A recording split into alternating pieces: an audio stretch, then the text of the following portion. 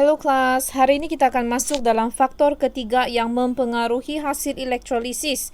Kita masih lagi berada di dalam bab 6 iaitu bab elektrokimia. Dalam bab 6 ini jangan lupa kita sudah belajar tentang apa itu elektrolisis. Elektrolisis itu adalah proses penceraian kan?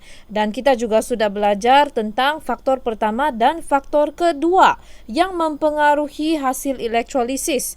Okay, bila kita mau kasih pisah bahan, kita mesti pakai elektrolisis. Bila kita kasih pisah, ingat saja itu perkataan lisis adalah pisahkan. Guna apa? Guna elektrik. Ada 3 faktor yang mempengaruhi, itu hasil-hasil dia. Cikgu ingatkan kamu sekali lagi, dalam video-video yang lepas, cikgu sudah ajar berkali-kali itu carta.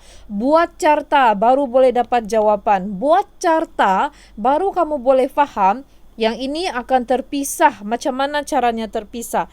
Pergi anode, pergi cathode, mau berlawan lagi. Mana yang akan tertarik untuk dinyacas? Jadi kan, hari ini cikgu akan cover faktor yang ketiga iaitu jenis elektrod. Adakah jenis elektrod itu akan mempengaruhi hasil elektrolisis? Macam mana dia mempengaruhi? Apa yang terpilih? Kalau kedudukan ion, kita hafal sejakan yang ini. Kalau nak cantik, makan ayam zat ferrum supaya pasangan hati ceria always. Kita hafalkan. Yang di bawah akan dipilih, mudah dinyacas. Kalau N-ion pun sama, Fanny suka Nazrul cantik ba itu orang. Kita akan pilih yang di bawah juga untuk dinyacas. Menyacas untuk kasih hilang dia punya cas. Yang mana yang dipilih? Yang di bawah. Dan pada minggu yang lepas juga, cikgu sudah cover untuk faktor yang kedua, iaitu kepekatan elektrolit.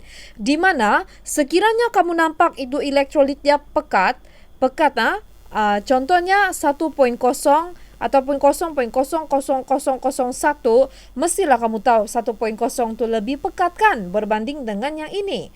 Jadi, kalau kamu nampak dia punya larutan ataupun elektrolit itu pekat, maka bahagian anode itu kamu harus bahagian ini kamu akan pilih yang di atas sudah. Yang di atas. Jangan lagi pilih yang di bawah. Di anode saja. Kita akan pilih di atas. Tengok balik itu video yang cikgu rakam minggu lepas. Jangan sia-siakan itu video ya.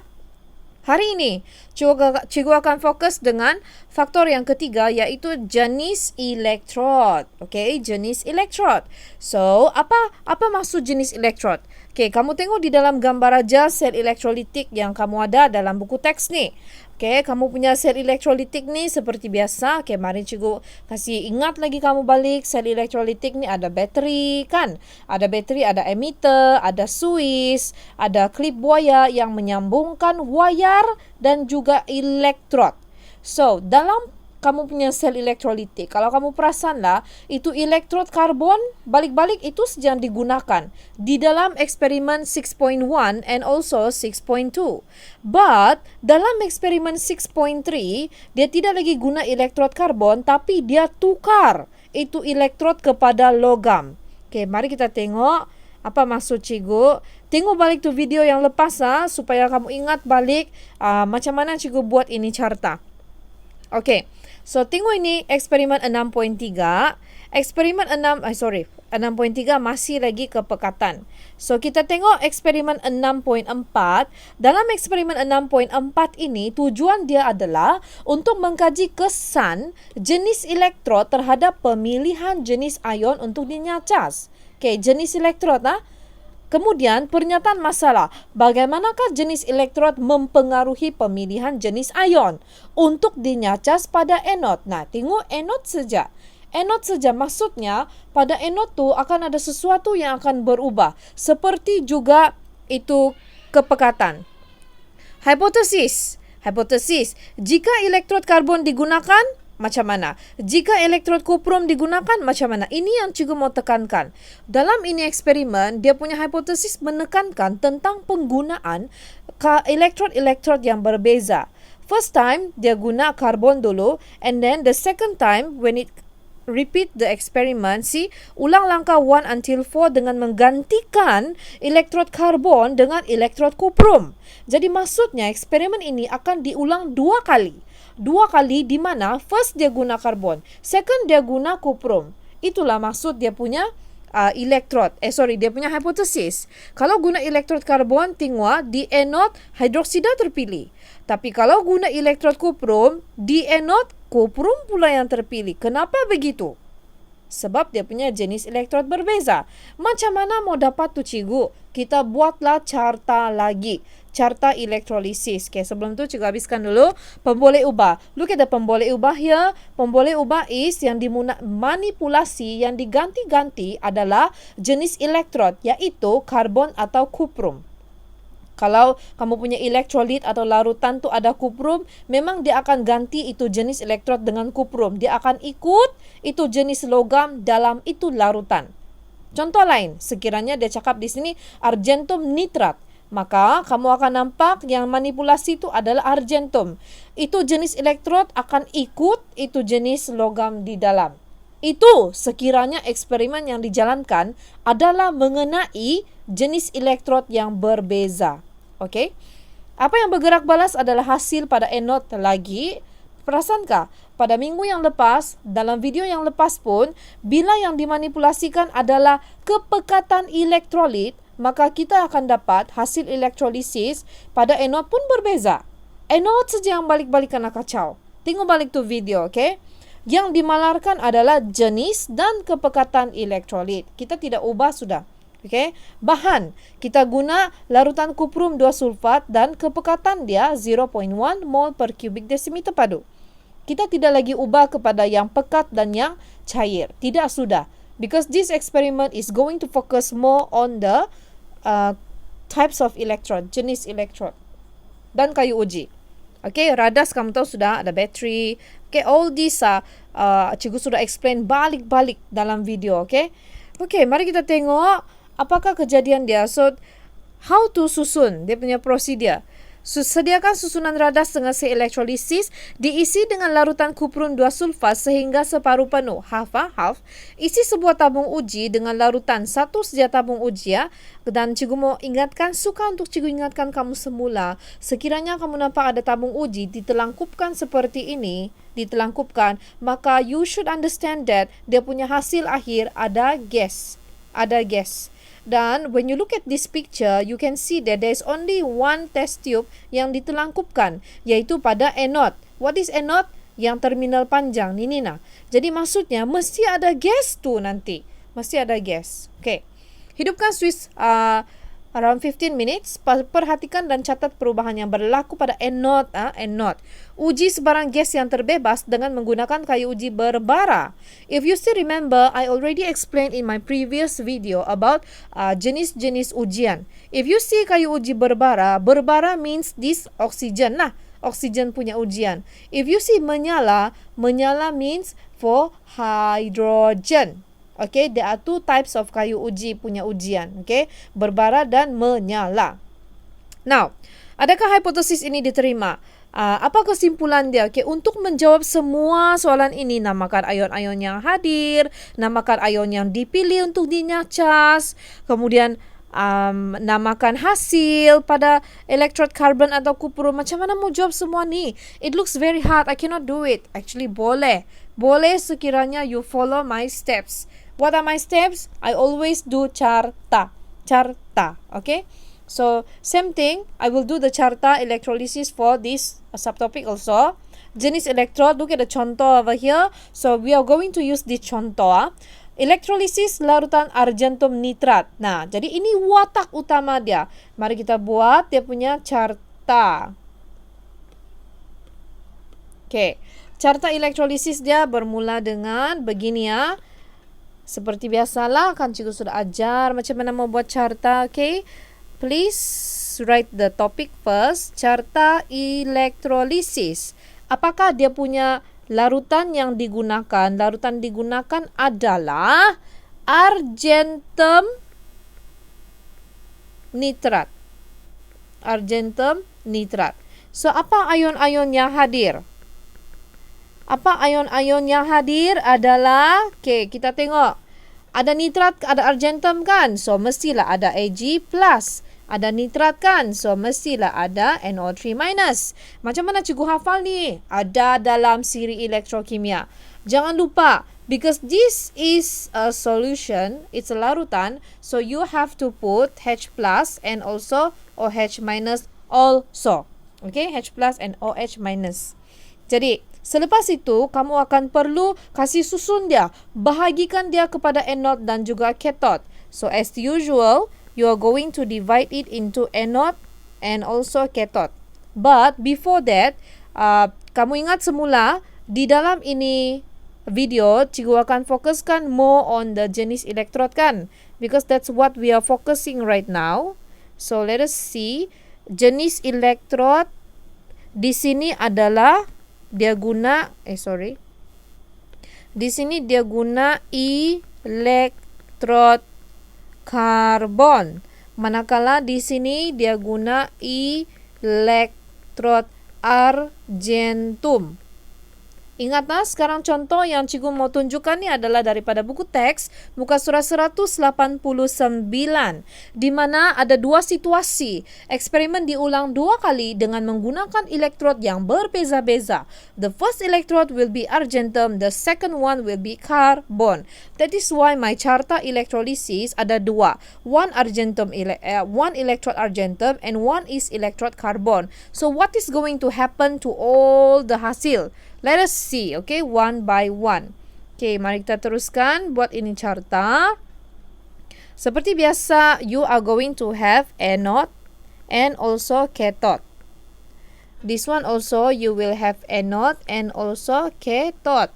Memang pun dua-dua kan? Because we want to see what are the hasil pada anode dan juga cathode. Okay, apakah yang akan terpilih pergi anode? Okay, remember, anode is a positive terminal. So, it is going to tarik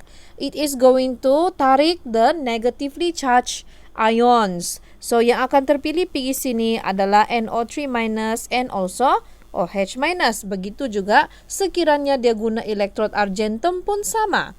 Yang akan terpilih adalah NO3 minus and also OH minus di sini. Okay. Pada cathode pula, remember, cathode is a negatively charged terminal. So, it is going to attract the positively charged ions. So, we are going to write Ag plus and also H plus here. Same thing, Ag plus and also H plus here. Okay, we cannot let 2 of them to be here. We must choose one only. Kita pilih satu saja. So, apakah ion yang akan terpilih? Di sini kejadian dia akan berubah pada anode. Pada anode saja. Pada cathode, pilih yang di bawah. Pada cathode, pilih yang di bawah. Jadi, kamu masih ingat lagi itu carta, itu elektrolisis, SIK, siri elektrokimia. Kalau nak cantik makan ayam zat ferrum supaya pasangan hati, ceria, always. Nah, itu Ag di bawah. Ag berada di bawah H. So, obviously, ketaralah kan. Kita akan pilih Ag lah. So, I'm going to write the Ag here. We are going to choose Ag plus argentum. Argentum pada cathode. In cathode, we always choose yang di bawah. Cathode, we always choose di bawah. Okay, sekarang ni, sekiranya dia guna elektrod karbon kan? Okay, ini masih lagi pilih di bawah. Sebab dia guna karbon. Karbon is very common. Sangat biasa. Jadi ingat, kalau jenis elektrod tu adalah faktor yang mempengaruhi, kamu pun bingung sudah. Apa ni? Satu elektrod karbon, satu elektrod argentum. Macam mana ni? Ingat saja cakap Cikgu Sherry. Cathode sentiasa pilih di bawah. Tapi anode, kalau dia karbon, masih juga pilih di bawah lah. Kalau dia karbon, masih lagi pilih di bawah. Tetapi, kalau dia punya elektrod tu berbeza, yaitu argentum, so you have to choose none of them. None of them. Tiada yang menang. Because it's argentum here. Because it's argentum. Argentum will be chosen. Argentum yang akan terpilih. Terus kamu pun bingung. Apa maksud teacher ni? Okay, begini. Begini ya. Elektrod ini berbeza tau. Kalau dia guna karbon, masih pilih faktor yang biasa tu. Dua-dua yang di bawah terpilih. Tapi kalau dia argentum kan, itu argentum tu kan dia terikut sudah bah. Argentum tu adalah logam yang sama dengan kamu punya larutan. Perasankah? Tengok ni larutan. Dia guna larutan argentum nitrat kan? Lepas tu, dia punya elektrod pun dia guna argentum. Tengok ni eksperimen di bawah. Dia guna larutan kuprum 2 sulfat kan? Terus, tengok dia punya jenis elektrod. Satu dia pakai karbon, satu dia pakai kuprum. Nah, tengok. Kalau faktor elektrolisis tu adalah jenis elektrod, just be careful. Just be extra careful with the same type. Same type. If it's a kuprum, then it will be kuprum jugalah yang terpilih. That is why I told you, it's going to be this way. Okay? If it's an argentum, electroargentum, so argentum lah yang akan terpilih. Because it's a reactive electrode.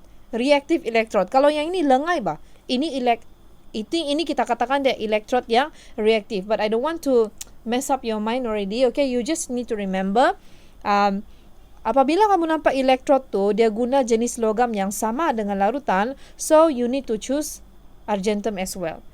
Apalah kejadian dia ni, teacher? Macam mana kita mau selesaikan masalah ini? Okay, jangan risau. Hampir habis sudah. Seperti biasa, we are going to choose what is the hasil. We are going to see what are the products. Apa hasil-hasil dia. Oleh sebab itu, yang di sebelah sini, kan dia ada oxide. Hydroxide. Bila dia ada OH, dia mesti ada gas oksigen. Bila dia adalah argentum, Ag+, maka ini dia punya hasil adalah ion argentum. Okay? Is it ion argentum? Oh, sorry. Bukan ion argentum, because it's going to change. Bila dia adalah ion, Nina, dia adalah ion, last dia akan jadi logam argentum. Ingat saja, mana macam beginilah cerita dia. Kalau ini yang terpilih kan OH-, takkanlah hasil dia pun OH- kan? Dia mesti berubah. Jadi kalau di sini adalah Ag+, dia punya hasil takkanlah gas. Argentum tu kan silver. Gelang silver, emas, anting-anting yang kamu pakai itu batu, nama dia argentum. So kalau Ag+ yang terpilih ni Nina, dia punya hasil bukan gas argentum. Mana ada wujud gas argentum di bumi ini? Tiada. Okay? So kalau dia Ag+, dia adalah ion kan? Hasil dia adalah logam. Dari sinilah kita boleh dapat itu gelang punya argentum. Okay? Logam argentum. Jadi cikgu kalau yang di sini macam mana? Ini kan argentum. Takkan dia punya hasil pun argentum juga? Oh tidak. Kalau dia adalah logam, dia akan terbalik. Dia akan jadi ion argentum. Begitu cerita dia terbalik saja bah. Jadi yang ini teacher Ag+ kan? Ag+ mana boleh tetap jadi ion kan teacher? Dia akan jadi logam kan teacher? Yes, you are very correct. So it is going to become logam argentum. So this is how you do your carta electrolysis. Okay, what you can see here is the difference between hasil pada anode saja. Di cathode dua-dua sama, logam. Kenapa logam? So pada Ag+, kenapa ada Ag+? Sebab Ag berada di bawah H+. Okay, tengok ini nah. Oleh sebab itu kita boleh sudah tengok ini berdasarkan ini carta kan? Berdasarkan ini carta, kamu tengoklah ini nah. Kamu baca balik ayat-ayat yang ada di dalam buku teks. It's exactly the same with what I did today in this carta, okay? Cuma dalam buku teks tu dia adalah dalam bentuk ayat, okay? Cikgu kasih baca kamu satu Nina, electrode argentum. Look at this. Ion-ion yang hadir dalam larutan argentum nitrat semasa elektrolisis adalah ion argentum, ion nitrat, ion hidrogen, dan ion hidroksida. All of this sentence actually are reflecting this one. Ion-ion yang hadir dalam larutan argentum nitrat adalah ion Ag+, NO3-, H+, and OH-. Cuma dalam buku teks dia guna nama-nama sebenar. Look at this. Masih lagi electroargentum. Cathode, elektron negatif kan? Mana cathode? Cathode, elektron negatif kan? Okay. So, menarik ion-ion positif yaitu ion argentum dan ion hidrogen. Nah, betul lah, menarik ion-ion positif yaitu Ag+ and H+. Kemudian, Ion argentum dipilih untuk dinyacas kerana ion argentum kurang elektropositif berbanding ion hidrogen. Yes, sebab dia berada di bawah, jadi dia kurang elektropositif. Kan yang di atas tu lebih elektropositif berbanding dengan yang di bawah. Jadi apa hasil dia? Look at this. Argentum terenap pada katot. Argentum tu logam lah. Terenap means termendap. Macam ada melekat bah pada katot. So, you are going to see logam argentum. Here, argentum terenap. Okay, so that's how you do it. And then in anode, look at in anode. Apa dia cakap? Membentuk ion argentum apabila ion atom argentum di anode mengion. Membentuk ion argentum. Look at this one. Nah, membentuk ion argentum. Kenapa? Sebab argentum yang terpilih. Kenapa argentum yang terpilih? Sebab, Dinina, sebab elektrod argentum melarut ke dalam elektrolit. Sebab ada elektron argentum di sana. Dia melarut. Sebab itulah kita pilih dia. Okay? Ion nitrat and ion hidroksida tidak dipilih. Tidak dinyacas. Kenapa ini terpilih? Sebab kita guna elektrod ini, argentum. Dia melarut dalam elektrolit. Sebab tu kita pilih dia. Okay, so berdasarkan ini carta elektrolisis yang cikgu buat ini, you are going to answer all of this question over here. But first, you have to do your own carta elektrolisis. This one. You have to do your own carta elektrolisis berdasarkan ini. Larutan kuprum 2 sulfat. Selepas kamu dapat itu jawapan, selepas kamu dapat carta, you are going to answer all the questions here. Okay, so that's all for today. Thank you very much for listening attentively to my lesson. Alright, I'll see you again in our next class. Thank you.